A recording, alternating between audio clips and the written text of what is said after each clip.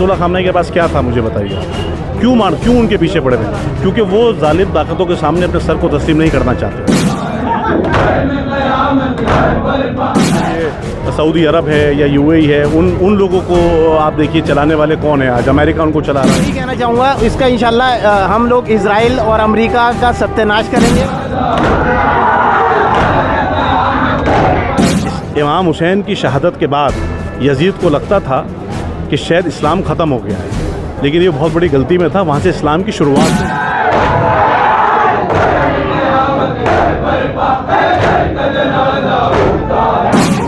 शहीद हुए हैं, वो कत्ल किया गया हो ना, कत्ल करने वाला जालिम।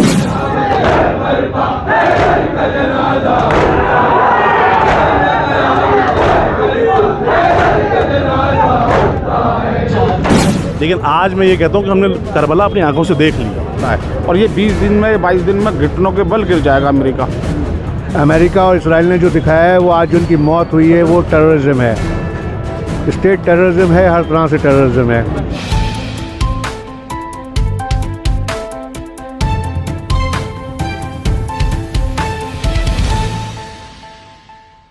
हेलो दोस्तों, इंडिया की न्यूज़ में आपका स्वागत है। मैं इस वक्त मौजूद हूँ जामिया नगर के ओखला विहार की बाबुल इल्म मस्जिद पर। यहाँ पर दिखा रहा हूँ कि मजलिस हुई है अभी तमाम पुलिस यहाँ पर मौजूद है। जैसे जो आयतुल्लाह खामनेई हैं सुप्रीम लीडर, उनकी जो डेथ के बाद अचानक एक मातम पसरा हुआ है पूरे हिंदुस्तान के अंदर भी, पूरे जहाँ जहाँ उनके चाहने वाले हैं उनको तो है ही, लेकिन पूरा यहाँ पर दिखा रहा हूँ मैं इस टाइम। ये अभी मजलिस हो ये ख़त्म। यहाँ पर काफ़ी लोग इस वक्त दिखा रहा हूँ मौजूद हैं। ये ओखला विहार की बाबुल इल्म मस्जिद जो है, वहाँ से सीधी तस्वीरें मैं दिखा रहा हूँ आपको। कल यहाँ पर जो है कैंडल मार्च भी हुआ, प्रोटेस्ट भी हुआ, उसके बाद जंतर मंतर भी गए लोग, और अंदर अभी मजलिस हो रही थी जो आप देख रहे थे अभी थोड़ी देर पहले। बाकी यहाँ पर कुछ लोग हैं, उनसे बातचीत भी करेंगे, क्या कुछ उनका कहना है आप उसको ले।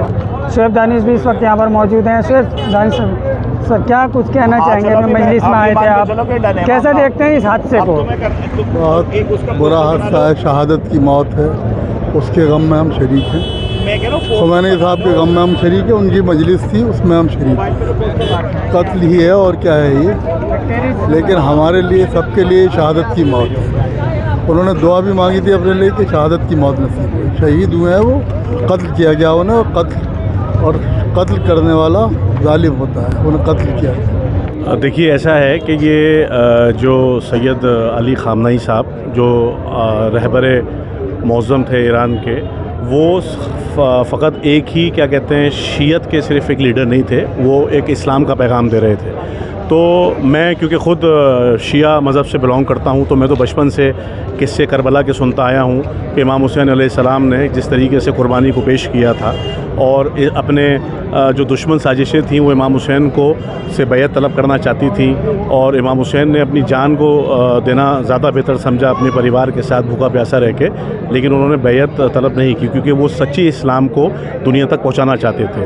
ये वही इमाम हुसैन का पैगाम लेके आयतुल्लाह खामनेई या जितने भी हमारे मरजा हैं वो सब लेके चलते हैं। लेकिन आयतुल्लाह खामनेई क्योंकि ईरान के उस नुमाइंदे का नाम है, या मैं यूँ कहूँ कि पूरी दुनिया के उस नुमाइंदे का नाम है जिसने सच्ची में इमाम हुसैन के रास्ते पे चल के अपने पूरे घर की शहादत दी, और इस्लाम का सच्चा पैगाम जो मुसलसल इमाम हुसैन देते आए हैं और उनके आगे अइम्मत देते आए हैं, वो उन्होंने दे के कुर्बानी को पेश किया। इसलिए आज आप देख रहे हैं कि घर घर में जो लोग उनको सच्चे दिल से मानते हैं वो सब रो रहे हैं, सब गमगीन हैं, चाहे वो औरतें हों, चाहे वो बच्चे हों, चाहे वो बुज़ुर्ग हों। ये इतना मजमा जो आप यहाँ देख रहे हैं कल से लेके अब तक, या पूरी दुनिया में जहाँ जहाँ एहतजाज हो रहा है, वो सब लोग इसलिए क्योंकि वो राय हक़ पे थे और वो अल्लाह के थे, और अल्लाह ने उनको इज़्ज़त दी थी, और उन शहीद का खून कभी भी रागा नहीं जाता। देखिए वो क्यों मारना चाहते हैं, यजीद इमाम हुसैन के ख़िलाफ़ क्यों था, क्या था इमाम हुसैन के पास, क्यों मारना चाहता था? वो सच, वो रसूल का दीन, वो हक़ की बात करने वाले दुनिया में नहीं थे, इसलिए यजीद मारना चाहता था। आयतुल्लाह खामनेई के पास क्या था मुझे बताइए? क्यों उनके पीछे पड़े हुए?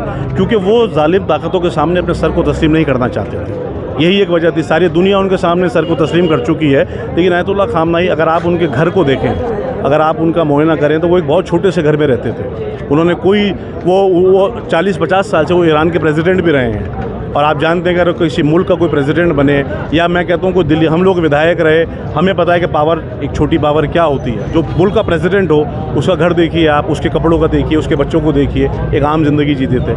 यानी इसका मतलब ये है कि वो डर ये था कि वो ये चाहते थे कि जिस तरीके से वो आज देखिए हालात, उन्होंने वेनेजुएला के प्रेसिडेंट को उठा लिया, उससे पहले वो हमारे और जो ये सऊदी अरब है या यूएई है उन लोगों को आप देखिए चलाने वाले कौन है आज, अमेरिका उनको चला रहा है। लेकिन ये इमाम हुसैन का चाहने वाला था, ये किसी के सामने सर नहीं झुकाएगा अल्लाह के अलावा। ठीक है, वो उन्होंने शहादत को मंजूर किया और आज इसलिए ये रंज है, और ना आगे उनके चाहने वाले कभी इस चीज़ को एक्सेप्ट करेंगे कभी ज़िंदगी के अंदर, जो भी इमाम हुसैन को चाहेगा। लेकिन ईरान की कुछ महिलाएं जो हैं वो खुश हो रही हैं इस चीज़ से, वो कौन लोग हैं फिर, उनके बारे में क्या कहें? देखिए वो बेशक ईरानी है। अब एक बात बताइए, आप इतना बड़ा मुल्क है तो जो भी इस्लाम मतलब आप ये मत दिखाइए कि कितने लोग खिलाफ़ हैं, आप ये दिखाइए कितने साथ हैं। ये मैं मीडिया से अपील करूँगा।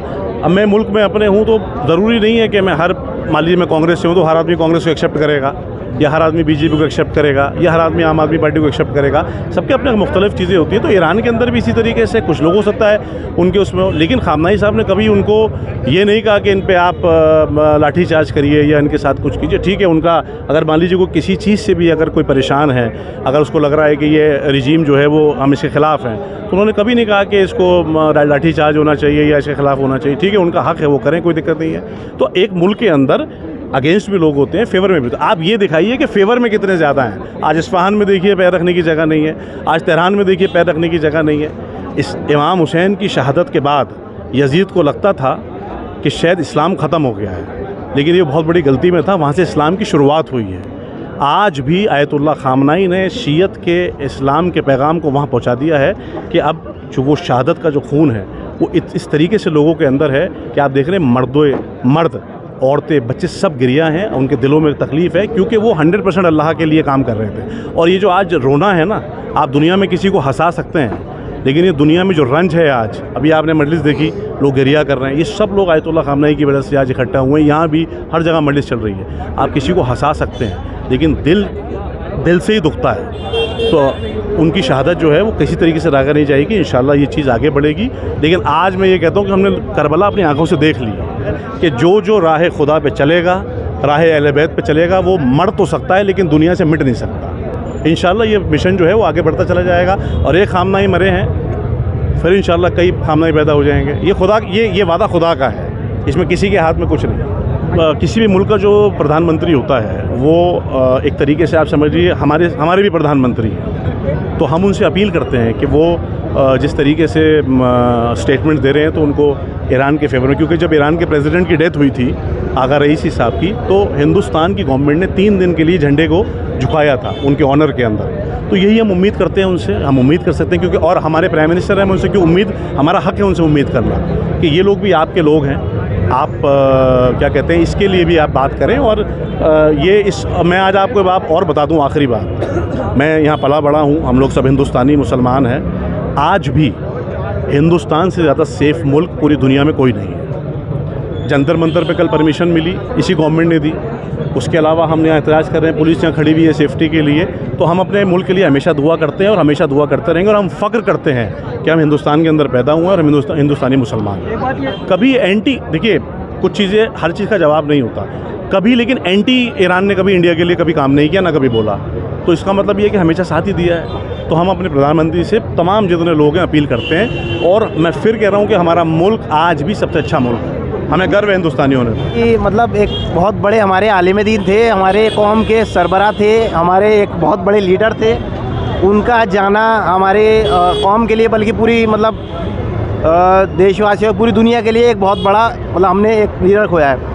खैर उन्होंने मतलब अपने आप को कभी मतलब जालिमों के आगे मतलब कभी कमज़ोर नहीं समझा। और तो बाकी आप लोग देख सकते हैं कितने लोग जमा हैं यहाँ पर, उनके लिए कितने तादाद है, कितने लोग हैं, कितने बड़े कौम के आलिम दीन थे, बहुत बड़े रहबर थे। और इतने लोगों से मोहब्बत थी, आप देख सकते हैं। आपको कि धोखे से मारा गया? बिल्कुल धोखे से मारा। ट्रम्प और नेतन्याहू ने धोखे। मैं यही कहना चाहूँगा, इसका इंशाल्लाह हम लोग इजराइल और अमेरिका का सत्यानाश करेंगे और इंशाल्लाह इसका बदला ईरान ज़रूर लेगा। हमने रहबर को खोया, एक खामनाई को खोया है। हज़ारों खामनाई ये पैदा होंगे इंशाअल्लाह। और ये ईरान जो है इज़राइल का और अमेरिका का सत्यानाश करेगा इंशाअल्लाह। कौम के लिए हम लोग लड़ रहे हैं, हम लोग ये चाहते हैं कि सारे हम लोग साथ रहें और इंशाअल्लाह आने वाले टाइम में हम इसका बदला लेने को तैयार हैं। मेरा कहना तो ये है कि ये टेररिज्म है। आप किसी बेगुनाह को आप इस तरह से आप जान ले रहे हैं, उसके बाद दूसरे को आप सामने से आकर कह रहे हैं कि वो टेररिस्ट है। आपका क्या हक बनता है? आप किसी को आप क्या फ़लस्तीन में जो आप कर रहे हैं क्या वो टेररिज्म नहीं है? क्या ईरान उनको प्रोटेक्ट कर रहा है? क्या ये टेररिज्म है? कभी भी शियाइज़म ने कभी भी प्रोटेक्ट नहीं किया है, हमेशा एंटी टेररिज्म रहा है। खामनाई साहब का जो इतनी बड़ी कुर्बानी गई है वो एंटी टेररिज्म, अमेरिका और इसराइल ने जो दिखाया है वो आज उनकी मौत हुई है वो टेररिज्म है, स्टेट टेररिज्म है, हर तरह से टेररिज्म है। बेगुनाह की जान ली गई है। खामनाई साहब ने हमेशा डिफेंड किया है। खामनाई साहब किसी भी सिंगल कम्युनिटी को नहीं बल्कि रिप्रेजेंट कर रहे थे पूरी इंसानियत को।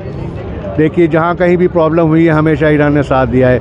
हमारी कंट्री को भी देखिए हमेशा हर उसमें पाकिस्तान के अगेंस्ट हमेशा खड़े रहे। तो हमें देखना चाहिए कि हम इंसाफ करें कि इंसानियत का तकाज़ा क्या है। इंसानियत का तकाज़ा हमेशा ये है कि जहाँ जुल्म हो उसके ख़िलाफ़ आवाज़ उठाएं। खामनाई साहब की जान गई है सिर्फ़ और सिर्फ इंसानियत के लिए। कि अगर अपना देखते तो फ़लस्तीन क्या है? फ़लस्तीन जो है क्या शिया थे? फ़लस्तीन में आप एक भी शिया घर बताइए। पाकिस्तान में शिया मर रहे हैं तो उसके लिए क्या आवाज़ नहीं उठाई? पूरे ग्लोब में आवाज़ उठाई गई है। खाली खामनाई साहब ने नहीं, खामनाई साहब ने बल्कि कहा है देखिए कहीं पर भी खाली शिया उस तक आप महदूद मत रखिए। जो भी है मीडिया के माध्यम से, मीडिया के थ्रू मैं कहना चाहता हूँ खामनाई साहब को बाउंड मत कीजिए। खामनाई साहब ने हमेशा जुल्म के ख़िलाफ़ आवाज़ उठाई है। लेकिन एक आप कोई भी इतिहास उठा के देख लीजिए, कभी किसी बादशाह को इस तरह से नहीं मारा गया है।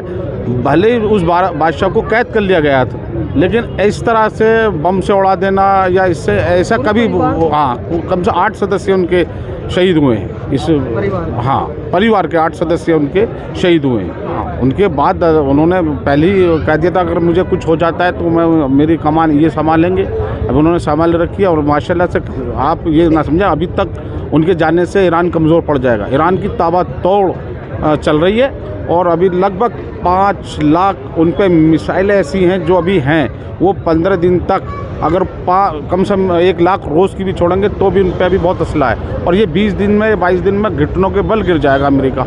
ईरान के साथ अल्लाह की पहले भी ताकत थी, आज भी ताकत है। और ईरान अगर कमज़ोर होता तो उससे समझौता कर लेता। आपने देखा कभी उसने झुका ही नहीं है, समझे। हमास के माफिक बोला और मुल्क के ख़िलाफ़ दीन के बच्चों की खातिर लड़े और शहीद हुए। लेकिन ये गलत सोच है कि ईरान कमज़ोर हो जाएगा। ईरान ज़िंदगी में कमज़ोर कभी नहीं होगा, कभी भी नहीं होगा।